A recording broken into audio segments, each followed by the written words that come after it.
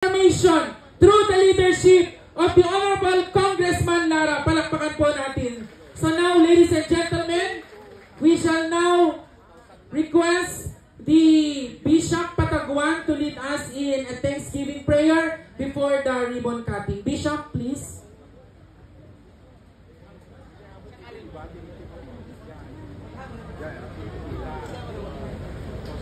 A prayer of thanksgiving to the Most High God.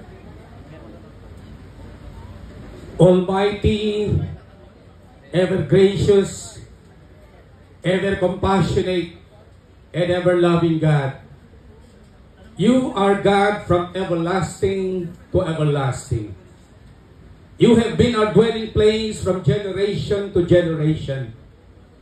You are sovereign in all the affairs of mankind, and you are Lord and King over our situations and circumstances. For many, many years, the people of Mulong have been longing and crying in their hearts that one day they would have a bridge to cross to make their travel easy and safe, and so that their lives can be uplifted and their lives can progress as well. And this is the day that you have ordained. Because of your great goodness, love, and compassion, you have allowed the people of Amulong to have this Amulong Kaunlaran Bridge to come to its completion.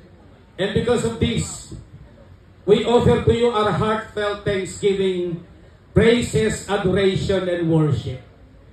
We are full of gratitude too, because you have chosen your servant, our dear Congressman, Honorable Joseph Dasan Lara, to see a vision of a bridge that would help to alleviate the lives of the people of Amulong, the people of Cagayan, and the people of Northern Luzon as well. We all together celebrate a great milestone in the history of this beloved town of Amulong and our province Cagayan.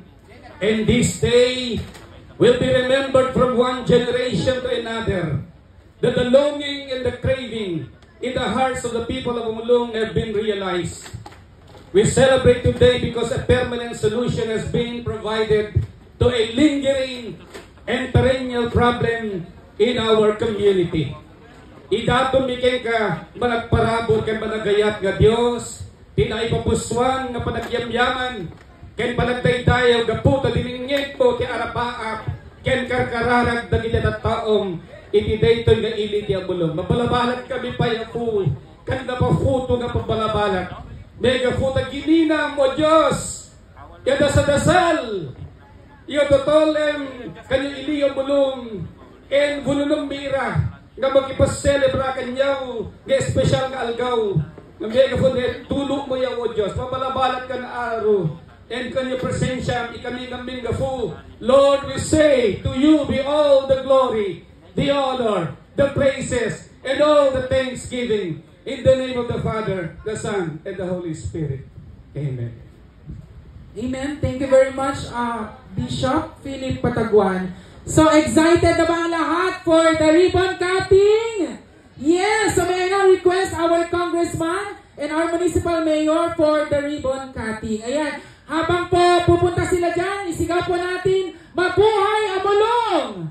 Mabuhay Amulong! In 3, 2, 1! Congratulations! Ladies and gentlemen, the Amulong Kaunlaran Bridge is now officially open. Maraming salamat po to our Congressman Joseph Lara, our Municipal Mayor Honorable Rendon, and all our visitors who joined this ceremonial ribbon cutting. Maraming salamat po. But before po tayo mag-proceed with our